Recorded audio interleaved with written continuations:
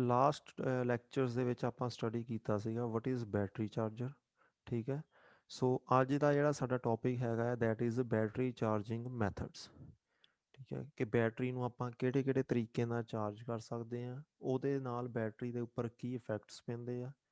ਠੀਕ ਹੈ, ਅਤੇ ਕੋਈ ਅਗਰ ਬੈਟਰੀ ਚਾਰਜ ਕਰਦੇ ਪਏ ਆ ਉਹ ਪ੍ਰੋਪਰ ਚਾਰਜ ਨਹੀਂ ਹੋ ਰਹੀ, ਉਹ ਕਿਹੜੇ ਡਿਫੈਕਟਸ ਹੈਗੇ ਆ।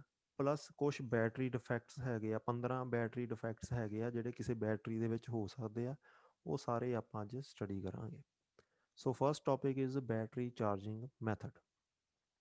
ਸੋ ਕੁਛ ਮੈਥਡਸ ਹੈਗੇ ਆ ਬੈਟਰੀ ਨੂੰ ਚਾਰਜ ਕਰਨ ਦੇ। First is constant current method, second is constant voltage method ਜਿਹਨੂੰ ਆਪਾਂ ਸਲੋ ਰੇਟ ਚਾਰਜਿੰਗ ਵੀ ਕਹਿ ਦਿੰਦੇ ਹਾਂ। Third is high rate charging method or boost up charging. ਠੀਕ ਹੈ, ਬੂਸਟ ਅਪ ਚਾਰਜਿੰਗ ਜਾਂ ਹਾਈ ਰੇਟ ਚਾਰਜਿੰਗ ਮੈਥਡ ਦਾ ਮਤਲਬ ਕੀ ਆ, ਜਿਹਦੇ ਵਿੱਚ ਚਾਰਜਿੰਗ ਜਿਹੜੀ ਸਪੀਡ ਹੈਗੀ ਆ, ਬੈਟਰੀ ਨੂੰ ਚਾਰਜ ਕਰਨ ਦੀ ਸਪੀਡ ਆ, ਉਹ ਬਹੁਤ ਜ਼ਿਆਦਾ ਫਾਸਟ ਹੈਗੀ ਆ। And last is trickle charging method. ਠੀਕ ਹੈ, ਟ੍ਰਿਕਲ ਚਾਰਜਿੰਗ ਮੈਥਡ ਹੁੰਦਾ ਹੈ ਜਿਹੜਾ ਬਹੁਤ ਜ਼ਿਆਦਾ ਸਲੋ ਰੇਟ 'ਤੇ ਬੈਟਰੀ ਨੂੰ ਚਾਰਜ ਕਰਦਾ ਹੈ। ਠੀਕ ਹੈ, ਸੋ ਇਹ ਟੋਟਲ 4 ਚਾਰਜਿੰਗ ਮੈਥਡਸ ਹੈਗੇ ਆ ਜਿਨ੍ਹਾਂ ਨਾਲ ਆਪਾਂ ਬੈਟਰੀ ਨੂੰ ਚਾਰਜ ਕਰ ਸਕਦੇ ਹਾਂ। ਇਹ ਸਾਰਿਆਂ ਦਾ ਕੀ ਮੀਨਿੰਗ ਹੈਗਾ ਆ, ਕਿੱਥੇ ਆਪਾਂ ਯੂਜ਼ ਕਰਦੇ ਹਾਂ, ਇਹ ਆਪਾਂ ਇੱਕ ਇੱਕ ਕਰਕੇ ਸਟੱਡੀ ਕਰਦੇ ਹਾਂ। ਠੀਕ ਹੈ, ਸੋ ਇਹਦੇ ਵਿੱਚ ਜਿਹੜਾ ਸਭ ਤੋਂ ਕਾਮਨ ਮੈਥਡ ਆਪਾਂ ਯੂਜ਼ ਕਰਦੇ ਹਾਂ that is constant current method and constant voltage method. ਠੀਕ ਹੈ, ਜੋ ਆਪਾਂ ਘਰਾਂ ਵਿੱਚ ਬੈਟਰੀ ਯੂਜ਼ ਕਰਦੇ ਹਾਂ ਇਹੀ ਦੋ ਮੈਥਡ ਯੂਜ਼ ਹੁੰਦੇ ਆ। ਪਲੱਸ ਵਹੀਕਲ ਦੇ ਵਿੱਚ, ਇੱਕ ਕਾਰ ਦੇ ਵਿੱਚ, ਬਾਈਕ ਦੇ ਵਿੱਚ ਜਿਹੜੀ ਚਾਰਜਿੰਗ ਮੈਥਡ ਯੂਜ਼ ਹੁੰਦਾ, ਇਹ ਦੋਨੋਂ ਮੈਥਡ ਹੀ ਯੂਜ਼ ਹੁੰਦੇ ਆ ਮੋਸਟਲੀ। ਠੀਕ ਹੈ, so first is constant current charging method. So in this method, the battery charge of this type generally employ a rectifier. Rheostat is also used to adjust the amount of charging current as per the recommendation of manufacturer. ਠੀਕ ਹੈ, ਜਿਹੜਾ battery charger ਹੁੰਦਾ ਹੈ ਆਪਾਂ last lecture ਦੇ ਵਿੱਚ study ਕੀਤਾ ਸੀ ਕਿ ਉਹਦੇ ਵਿੱਚ ਕਿਹੜੇ ਕਿਹੜੇ ਪਾਰਟਸ ਲੱਗੇ ਹੁੰਦੇ ਆ। ਰੈਕਟੀਫਾਇਰ ਲੱਗਾ ਹੁੰਦਾ ਜਿਹੜਾ AC ਨੂੰ DC ਦੇ ਵਿੱਚ ਕਨਵਰਟ ਕਰਦਾ ਹੈ। ਰੀਓਸਟੈਟ ਲੱਗਾ ਹੁੰਦਾ ਹੈ ਜੋ ਚਾਰਜਿੰਗ ਕਰੰਟ ਜਿਹੜਾ ਆਪਾਂ ਬੈਟਰੀ ਨੂੰ ਦੇਣਾ ਹੈਗਾ ਆ ਉਹਦੀ ਅਮਾਊਂਟ ਨੂੰ ਐਡਜਸਟ ਕਰਦਾ ਹੈ ਰੀਓਸਟੈਟ। ਠੀਕ ਹੈ, ਸੋ ਦੋ ਮੇਨ ਪਾਰਟਸ ਆ, ਰੈਕਟੀਫਾਇਰ ਜੋ AC ਨੂੰ DC 'ਚ ਕਨਵਰਟ ਕਰਦਾ ਹੈ ਐਂਡ ਰੀਓਸਟੈਟ ਜੋ ਬੈਟਰੀ ਨੂੰ ਜਿਹੜਾ ਕਰੰਟ ਮਿਲ ਰਿਹਾ ਹੈ ਉਹਦੀ ਅਮਾਊਂਟ ਨੂੰ ਵਧਾ ਜਾਂ ਘਟਾ ਸਕਦਾ ਹੈ। ਠੀਕ ਹੈ, ਸੋ ਇਹ ਦੋ ਚੀਜ਼ਾਂ ਲੱਗੀਆਂ ਹੁੰਦੀਆਂ ਬੇਸਿਕਲੀ ਬੈਟਰੀ ਚਾਰਜਰ ਦੇ ਵਿੱਚ। ਅਤੇ ਆਪਾਂ ਜਿਹੜੀ ਬੈਟਰੀ ਚਾਰਜ ਕਰਨੀ ਆ ਇਸ ਮੈਥਡ ਦੇ ਅੰਡਰ, ਉਹ ਆਪਾਂ ਚਾਰਜ ਕਰਨੀ ਆ ਇੱਕ ਕੌਂਸਟੈਂਟ ਕਰੰਟ ਦੇ ਉੱਪਰ ਜਿਹੜਾ ਸਾਨੂੰ ਮੈਨੂਫੈਕਚਰਰ ਨੇ ਦੱਸਿਆ ਹੋਇਆ। ਯਾਨੀ ਕਿ ਸਾਨੂੰ ਮੈਨੂਫੈਕਚਰਰ ਨੇ ਕਿਹਾ ਕਿ ਤੁਸੀਂ ਇੰਨੇ ਅੰਪੇਅਰ 'ਤੇ ਬੈਟਰੀ ਚਾਰਜ ਕਰਨੀ ਆ। ਮੰਨ ਲਓ 5 ਅੰਪੇਅਰ 'ਤੇ ਬੈਟਰੀ ਚਾਰਜ ਕਰਨੀ ਆ, ਤਾਂ ਆਪਾਂ 5 ਅੰਪੇਅਰ 'ਤੇ ਰੀਓਸਟੈਟ ਨੂੰ ਐਡਜਸਟ ਕਰਕੇ ਬੈਟਰੀ ਨੂੰ ਚਾਰਜਿੰਗ 'ਤੇ ਲਗਾ ਦਾਂਗੇ। ਸਭ ਤੋਂ ਬੈਸਟ ਐਗਜ਼ਾਮਪਲ, ਤੁਸੀਂ ਸਾਰੇ ਫੋਨ ਚਾਰਜ ਕਰਦੇ ਆ, ਫੋਨ ਦੇ ਉੱਪਰ ਫੋਨ ਦੇ ਚਾਰਜਰ ਦੇ ਉੱਪਰ ਲਿਖਿਆ ਹੁੰਦਾ ਆ 5 ਅੰਪੇਅਰ। ਠੀਕ ਹੈ, 2 ਅੰਪੇਅਰ, ਇੰਨੇ ਅੰਪੇਅਰ, ਉਹ ਹੁੰਦੀ ਆ ਉਸ ਬੈਟਰੀ ਦੀ ਕਪੈਸਿਟੀ। ਕਿ ਜੇ ਆਪਾਂ ਨੋਰਮਲ ਕੋਈ ਫੋਨ ਆ, ਜੇ ਉਹ 'ਤੇ 5 ਅੰਪੇਅਰ ਲਿਖਿਆ ਕਿ ਉਹਦੀ ਬੈਟਰੀ ਦੀ ਕਪੈਸਿਟੀ 5 ਅੰਪੇਅਰ ਚਾਰਜਿੰਗ ਦੀ ਆ, ਤਾਂ ਆਪਾਂ 5 ਅੰਪੇਅਰ ਵਾਲਾ ਹੀ ਚਾਰਜਰ ਯੂਜ਼ ਕਰਦੇ ਹਾਂ। ਜੇ ਆਪਾਂ ਘੱਟ ਜਾਂ ਜ਼ਿਆਦਾ ਵਾਲਾ ਚਾਰਜਰ ਯੂਜ਼ ਕਰਾਂਗੇ ਤਾਂ ਉਹਦੇ ਨਾਲ ਬੈਟਰੀ ਨੂੰ ਇਫੈਕਟ ਆ ਸਕਦੇ ਆ, ਬੈਟਰੀ ਖਰਾਬ ਹੋ ਸਕਦੀ ਹੈ ਜਲਦੀ। ਠੀਕ ਹੈ, ਸੋ ਇਸ ਮੈਥਡ ਦੇ ਵਿੱਚ ਸਿੰਪਲ ਆ ਕਿ ਕੌਂਸਟੈਂਟ ਕਰੰਟ ਪ੍ਰੋਵਾਈਡ ਕਰਨਾ ਹੈ ਆਪਾਂ ਚਾਰਜਿੰਗ ਦੇ ਲਈ ਬੈਟਰੀ ਨੂੰ। ਠੀਕ ਹੈ, ਅਤੇ ਇਸ ਚਾਰਜਿੰਗ ਮੈਥਡ ਦੇ ਵਿੱਚ ਜਿਹੜਾ ਆਪਾਂ ਚਾਰਜਿੰਗ ਆ ਉਹ ਸਲੋ ਰੇਟ 'ਤੇ ਹੋਣੀ ਆ। ਠੀਕ ਹੈ, ਥੋੜ੍ਹੀ ਸਲੋ ਰੇਟ 'ਤੇ ਹੋਣੀ ਆ ਕੌਂਸਟੈਂਟ ਕਰੰਟ ਦੇ ਨਾਲ। ਸੈਕਿੰਡ ਮੈਥਡ ਹੈ that is constant voltage method, constant voltage charging method. First ਦੇ ਵਿੱਚ ਅਸੀਂ ਕਰੰਟ ਨੂੰ ਕੌਂਸਟੈਂਟ ਰੱਖਿਆ ਸੀ, ਕੌਂਸਟੈਂਟ ਕਰੰਟ 'ਤੇ ਬੈਟਰੀ ਚਾਰਜ ਕੀਤੀ ਸੀ। ਸੈਕਿੰਡ ਦੇ ਵਿੱਚ ਆਪਾਂ ਬੈਟਰੀ ਚਾਰਜ ਕਰਨੀ ਆ ਕੌਂਸਟੈਂਟ ਵੋਲਟੇਜ ਦੇ ਉੱਪਰ। These chargers are motor generator type. In discharge condition of a battery, the high rate of charging current will flow into the battery. As the battery goes on charging, the terminal voltage increase with decrease in charging current. In this method, the voltage is kept constant, which result in very large charging current in the beginning. ਸੋ ਜਿਹੜਾ ਕੌਂਸਟੈਂਟ voltage method ਹੈਗਾ ਆ, ਇਹ ਆਪਾਂ use ਕਰਦੇ ਹਾਂ ਜਦੋਂ battery ਬਿਲਕੁਲ discharge ਹੋ ਗਈ ਹੈ, ਯਾਨੀ ਕਿ ਬੈਟਰੀ ਬਿਲਕੁਲ ਡੈੱਡ ਪਈ ਆ, ਆਪਾਂ ਉਸ ਟਾਈਮ 'ਤੇ ਕੌਂਸਟੈਂਟ ਵੋਲਟੇਜ ਚਾਰਜਿੰਗ ਮੈਥਡ ਯੂਜ਼ ਕਰਦੇ ਹਾਂ। ਕਿਉਂਕਿ ਇਸ ਮੈਥਡ ਦੇ ਵਿੱਚ ਜਦੋਂ ਆਪਾਂ ਕੌਂਸਟੈਂਟ ਵੋਲਟੇਜ 'ਤੇ ਚਾਰਜ ਕਰਨਾ ਹੈ ਬੈਟਰੀ ਨੂੰ, ਤਾਂ ਇਨੀਸ਼ੀਅਲ ਸਟਾਰਟਿੰਗ ਦੇ ਵਿੱਚ, ਕਿਉਂਕਿ ਬੈਟਰੀ ਬਿਲਕੁਲ ਡੈੱਡ ਆ, ਉਹਨੂੰ ਹਾਈ ਕਰੰਟ ਚਾਹੀਦਾ ਹੈ। ਕੌਂਸਟੈਂਟ ਕਰੰਟ ਨਹੀਂ ਚਾਹੀਦਾ, ਉਹਨੂੰ ਹਾਈ ਕਰੰਟ ਚਾਹੀਦਾ ਆ ਚਾਰਜ ਹੋਣ ਦੇ ਲਈ, ਠੀਕ ਹੈ।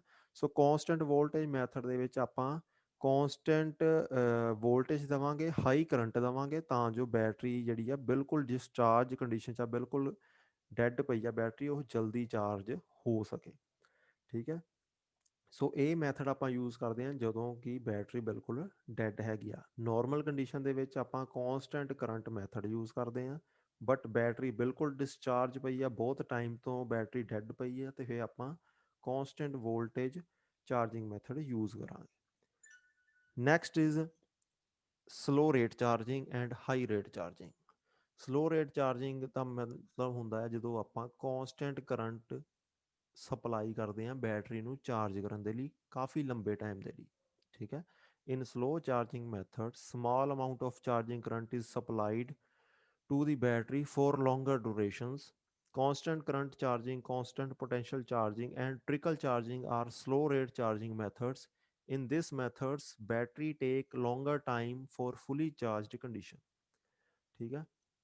So constant current charging, constant potential charging and trickle charging, ਇਹ ਤਿੰਨ ਮੈਥਡ ਆ ਜਿਹੜੇ ਸਲੋ ਰੇਟ ਚਾਰਜਿੰਗ ਦੇ ਅੰਡਰ ਆਉਂਦੇ ਆ।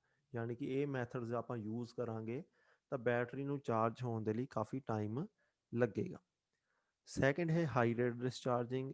ਹਾਈ ਰੇਟ ਡਿਸਚਾਰਜਿੰਗ ਆਪਾਂ ਯੂਜ਼ ਕਰਦੇ ਹਾਂ ਜਦੋਂ ਬੈਟਰੀ ਨੂੰ ਬਿਲਕੁਲ ਡੈੱਡ ਕੰਡੀਸ਼ਨ ਆ, ਸਾਨੂੰ ਬਹੁਤ ਜ਼ਿਆਦਾ ਕਰੰਟ ਚਾਹੀਦਾ, ਉਸ ਟਾਈਮ ਆਪਾਂ ਹਾਈ ਰੇਟ ਡਿਸਚਾਰਜਿੰਗ ਯੂਜ਼ ਕਰਦੇ ਹਾਂ। In this, in high rate charging method, larger amount of charging current is supplied the battery for shorter duration. In quick charging, the temperature of battery increase rapidly. Boost charging is a high rate charging method. In quick charging, battery takes shorter time to attain fully charged. ਸੋ ਜਦੋਂ ਆਪਾਂ ਨੂੰ battery ਨੂੰ ਜਲਦੀ charge ਕਰਨਾ ਹੋਵੇ, ਠੀਕ ਹੈ, ਉਸ ਟਾਈਮ 'ਤੇ ਆਪਾਂ ਹਾਈ ਰੇਟ ਚਾਰਜਿੰਗ ਯੂਜ਼ ਕਰਦੇ ਹਾਂ। ਹਾਈ ਰੇਟ ਚਾਰਜਿੰਗ ਦਾ ਸਭ ਤੋਂ ਬੈਸਟ ਐਗਜ਼ਾਮਪਲ ਹੈਗੀ ਆ boost charging. Boost charging and trickle charging ਆਪਾਂ ਹਾਲੇ ਪੜ੍ਹਨੇ ਆ, ਠੀਕ ਹੈ। ਸੋ ਟ੍ਰਿਕਲ ਚਾਰਜਿੰਗ ਹੈਗੀ ਆ slow rate charging, boost charging ਹੈਗੀ ਆ ਹਾਈ ਰੇਟ ਚਾਰਜਿੰਗ। ਹੁਣ ਕਈਆਂ ਕੋਲ ਫ਼ੋਨ ਹੋਣੇ ਆ ਜਿਹਦੇ ਵਿੱਚ ਨੋਰਮਲ ਚਾਰਜਿੰਗ ਸਪੀਡ ਹੁੰਦੀ ਆ, ਲਾਈਕ ਅਗਰ ਆਪਾਂ ਬਿਲਕੁਲ ਫ਼ੋਨ ਡੈੱਡ ਹੈਗਾ ਆ ਤਾਂ ਫ਼ੋਨ ਨੂੰ ਚਾਰਜ ਹੋਣ ਦੇ ਲਈ ਤਕਰੀਬਨ 1 ਘੰਟਾ ਤੋਂ 1.5 ਘੰਟਾ ਲੱਗਦਾ ਹੈ ਜੇ ਕਿਸੇ ਕੋਲ ਨੋਰਮਲ ਫ਼ੋਨ ਹੈਗਾ। ਬਟ ਅੱਜ ਕੱਲ੍ਹ ਨਵੇਂ ਫ਼ੋਨ ਚੱਲੇ ਆ, ਕਈ ਕੰਪਨੀਆਂ ਦੇ ਚਾਰਜਰ ਆਏ ਆ ਜਿਹਨੂੰ 30 ਵਾਟ ਚਾਰਜਿੰਗ, 60 ਵਾਟ ਚਾਰਜਿੰਗ, ਰੈਪ ਚਾਰਜਿੰਗ, ਵੂਕ ਚਾਰਜਰ, ਠੀਕ ਆ। ਨਵੇਂ ਚਾਰਜਰਸ ਆਏ ਆ ਜਿਹੜੇ ਕਿ ਬੈਟਰੀ ਨੂੰ 30-40 ਮਿੰਟਸ ਦੇ ਵਿੱਚ ਹੀ ਫੁੱਲੀ ਚਾਰਜ ਕਰ ਦਿੰਦੇ ਆ। ਸੋ ਉਹ ਸਿਰਫ ਚਾਰਜਰ ਦੇ ਵਿੱਚ ਹੀ ਫ਼ਰਕ ਆ, ਚਾਰਜਰ ਜ਼ਿਆਦਾ ਕਰੰਟ ਪ੍ਰੋਵਾਈਡ ਕਰਦੇ ਆ। ਬਟ ਜਦੋਂ ਇਸ ਤਰ੍ਹਾਂ ਦੇ ਫ਼ੋਨ ਨੂੰ ਆਪਾਂ ਚਾਰਜ ਕਰਾਂਗੇ ਹਾਈ ਸਪੀਡ 'ਤੇ, ਜਿੱਦਾਂ ਕੋਈ ਕਿਸੇ ਕੋਲ ਵੀਵੋ ਦਾ ਜਾਂ ਹੋਰ ਕਿਸੇ ਕੰਪਨੀ ਦਾ ਜਿਨ੍ਹਾਂ ਦੇ ਮਹਿੰਗੇ ਚਾਰਜਰ ਹੈਗੇ ਆਏ ਨਾਲ, VOOC charger, Dash charger, Warp charger, ਠੀਕ ਹੈ, ਉਹ ਆਪਾਂ ਯੂਜ਼ ਕਰਦੇ ਹਾਂ ਤਾਂ ਫ਼ੋਨ ਬਹੁਤ ਜ਼ਿਆਦਾ ਹੀਟ ਅਪ ਹੋ ਜਾਂਦਾ। ਕਿਉਂ? ਕਿਉਂਕਿ ਆਪਾਂ ਬਹੁਤ ਜ਼ਿਆਦਾ ਹਾਈ ਕਰੰਟ ਦੇ ਰਹੇ ਹਾਂ ਬੈਟਰੀ ਨੂੰ ਚਾਰਜ ਹੋਣ ਦੇ ਲਈ। ਜਿਹੜੇ ਨੋਰਮਲ ਚਾਰਜਰ ਸੀ ਉਹ ਬਿਲਕੁਲ ਸਲੋ ਕਰੰਟ ਪ੍ਰੋਵਾਈਡ ਕਰਦੇ ਸੀ ਬੈਟਰੀ ਨੂੰ ਚਾਰਜ ਕਰਨ ਦੇ ਲਈ, ਬਟ ਜਿਹੜੇ ਅੱਜ ਕੱਲ੍ਹ ਚਾਰਜਰ ਆ ਰਹੇ ਆ ਬਹੁਤ ਹਾਈ ਕਰੰਟ ਪ੍ਰੋਵਾਈਡ ਕਰਦੇ ਆ, ਇਸ ਕਰਕੇ ਬੈਟਰੀ ਜਿਹੜੀ ਆ ਉਹ ਹੀਟ ਅਪ ਜ਼ਿਆਦਾ ਹੋ ਜਾਂਦੀ ਆ, ਠੀਕ ਹੈ। ਸੋ ਇੱਕ ਇਹ ਡਰੋਬੈਕ ਹੈਗਾ ਆ ਹਾਈ ਰੇਟ ਚਾਰਜਿੰਗ ਦਾ ਕਿ ਬੈਟਰੀ ਹੀਟ ਹੋ ਜਾਂਦੀ ਆ।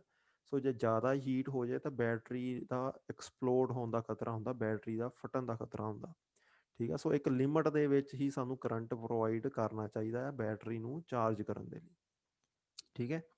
So next is boost charging. Boost charging, ਜਿੱਦਾਂ ਤੁਹਾਨੂੰ ਅੱਗੇ ਵੀ ਦੱਸਿਆ ਕਿ ਇੱਕ ਐਸਾ ਚਾਰਜਿੰਗ ਦਾ ਮੈਥਡ ਆ ਜਿਹਦੇ ਵਿੱਚ ਆਪਾਂ ਬਹੁਤ ਜ਼ਿਆਦਾ ਹਾਈ ਕਰੰਟ ਪ੍ਰੋਵਾਈਡ ਕਰਦੇ ਹਾਂ। High rate charging method, the device used for this type of charging is called booster or booster charger or quick charger. Booster supply high charging current of the order of 40 to 100 ampere. Rate of charging current also depend on the size of the battery. Booster recharge the method to nearly fully charged condition in very short time, but actually booster cannot bring a battery to full charge in a short time.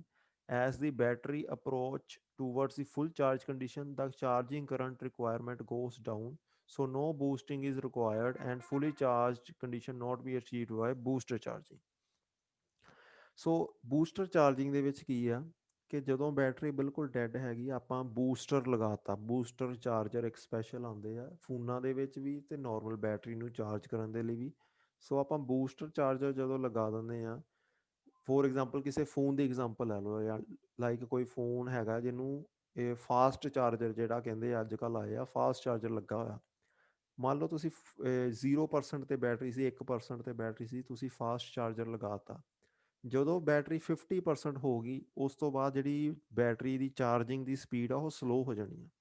ਠੀਕ ਆ, ਜਿਹੜੀ 1% ਤੋਂ 50% battery ਉਹ ਮੰਨ ਲਓ 15-20 minute 'ਚ ਹੋ ਜਾਂਦੀ ਆ, ਲੇਕਿਨ ਉਸ ਤੋਂ ਬਾਅਦ ਜਿਹੜੀ 100% ਹੋਣ ਨੂੰ ਫਿਰ 30-40 ਮਿੰਟ ਲੱਗ ਜਾਂਦੇ ਆ। ਠੀਕ ਹੈ, ਉਹ ਇਸੇ ਕਰਕੇ ਆ ਕਿ ਜਦੋਂ ਬੈਟਰੀ ਦੁਆਰਾ ਚਾਰਜ ਹੋਣੀ ਸਟਾਰਟ ਹੋ ਗਈ ਉਹਦੇ ਵਿੱਚ ਜਿਹੜਾ ਕੈਮੀਕਲ ਰਿਐਕਸ਼ਨ ਆ ਉਹ ਸਲੋ ਹੋ ਜਾਣਾ ਹੈ। ਸੋ ਸਾਨੂੰ ਜ਼ਿਆਦਾ ਕਰੰਟ ਫਿਰ ਪ੍ਰੋਵਾਈਡ ਨਹੀਂ ਕਰ ਸਕਦੇ, ਸਾਨੂੰ ਫਿਰ ਥੋੜ੍ਹਾ ਥੋੜ੍ਹਾ ਕਰੰਟ ਹੀ ਪ੍ਰੋਵਾਈਡ ਕਰਾਉਣਾ ਪੈਣਾ ਹੈ।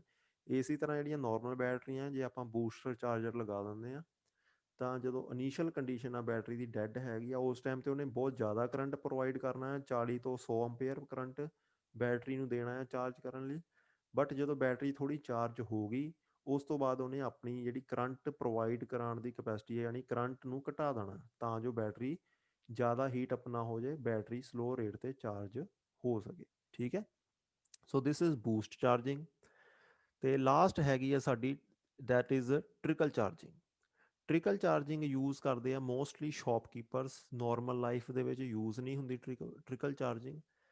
ਫੋਰ ਐਗਜ਼ਾਮਪਲ ਸ਼ੋਪਸ ਦੇ ਵਿੱਚ ਆਪਾਂ ਦੇਖਿਆ ਹੋਣਾ ਉਹਨਾਂ ਨੇ ਬੈਟਰੀਜ਼ ਰੱਖੀਆਂ ਹੁੰਦੀਆਂ ਡਿਸਪਲੇ ਦੇ ਉੱਪਰ। ਠੀਕ ਆ, ਸੇਲ ਕਰਨ ਦੇ ਲਈ ਡਿਸਪਲੇ 'ਤੇ ਬੈਟਰੀਜ਼ ਰੱਖੀਆਂ ਹੁੰਦੀਆਂ ਹੈ, ਉਹ ਟ੍ਰਿਕਲ ਚਾਰਜਿੰਗ ਯੂਜ਼ ਕਰਦੇ ਆ ਯਾਨੀ ਕਿ ਬਹੁਤ ਹੀ ਜ਼ਿਆਦਾ ਸਲੋ 'ਤੇ ਕਰੰਟ ਪ੍ਰੋਵਾਈਡ ਕਰਦੇ ਆ ਉਹਨੂੰ।